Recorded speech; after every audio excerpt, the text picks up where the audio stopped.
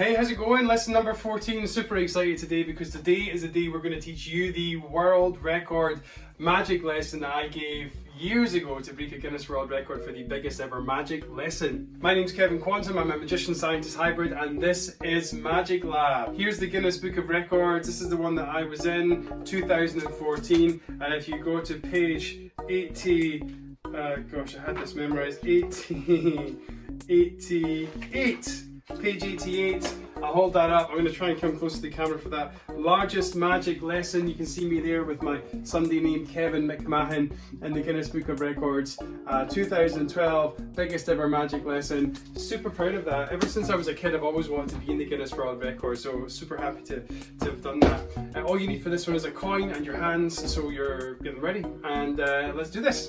Hey, thank you so much. I'm really excited to show you this one. This is the Guinness World Record one.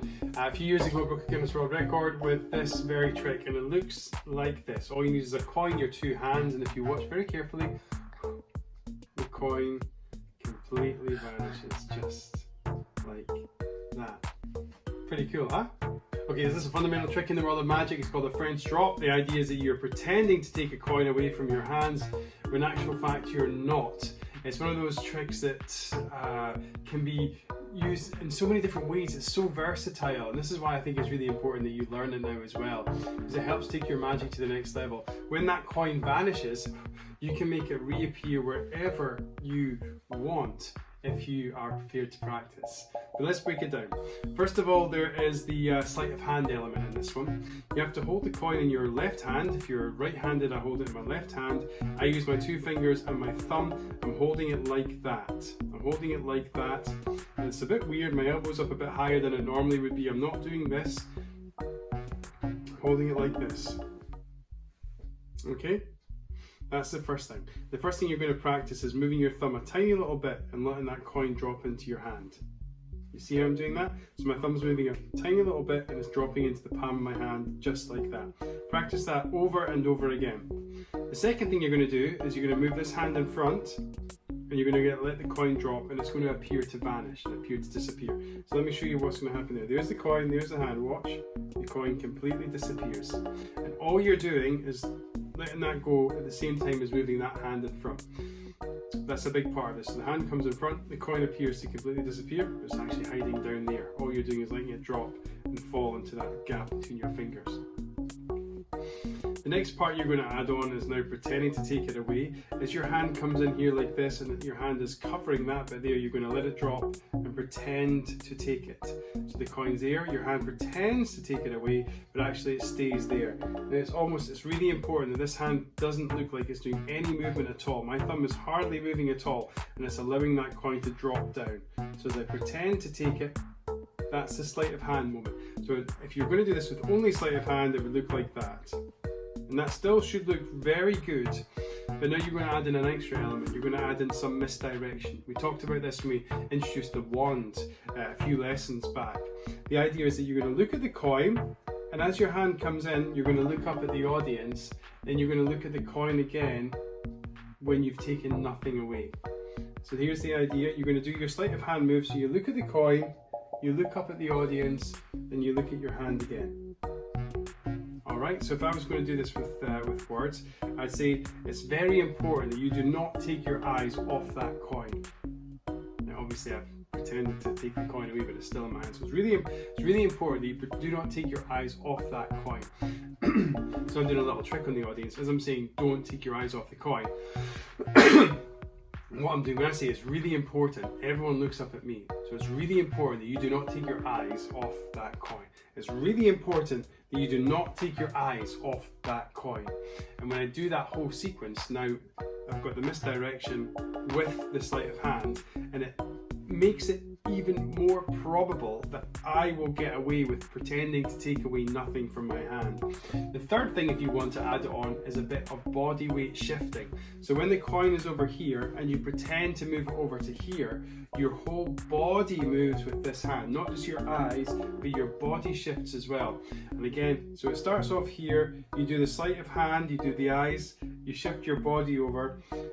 And it makes it even more probable now that everyone is going to follow the hand where they think the coin is in. When you add those three things together, the body shift, the sleight of hand, and the misdirection or the control of attention with your eyes and where they look, then you have a really, really great illusion. And once you've made that vanish, you can then just reach behind someone's ear to reproduce it. How do you do that? Well, I usually just grab it with these fingers here.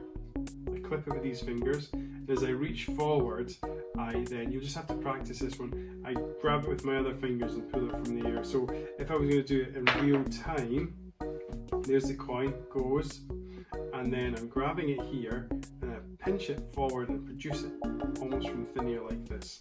So what you can do is there, watch very carefully, boom, boom, and it reappears over there. Or you can make it, you can use some of the props we've had from earlier. So there's a roll of sellotape, watch the coin, really important, completely vanishes, and you just go like that, boom, and you reach for the tape and you pull the coin back out. You're only limited by your imagination. There's so many different ways this one can go. Practice this one, practice it over and over and over again. It's really important that you feel completely comfortable with all three of those things all at the same time before you show anyone this. But then once you have practiced, you can bring in something like the wand. So then the wand, when that vanishes and does completely vanish, boom, no one now thinks to look in this hand, because even though it's hidden there, because you're holding the wand, that allows the misdirection to work properly.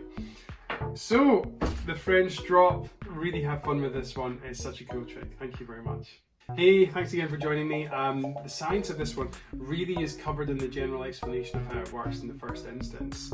So the elements of misdirection, of sleight of hand, of illusion, they all come together. All those different elements that we've discussed in the last 13, 14 lessons, it all comes together in this one. And this one, that's why this one is so difficult. It seems super simple, but choreographing all those movements together to make that coin vanish is very, very complicated.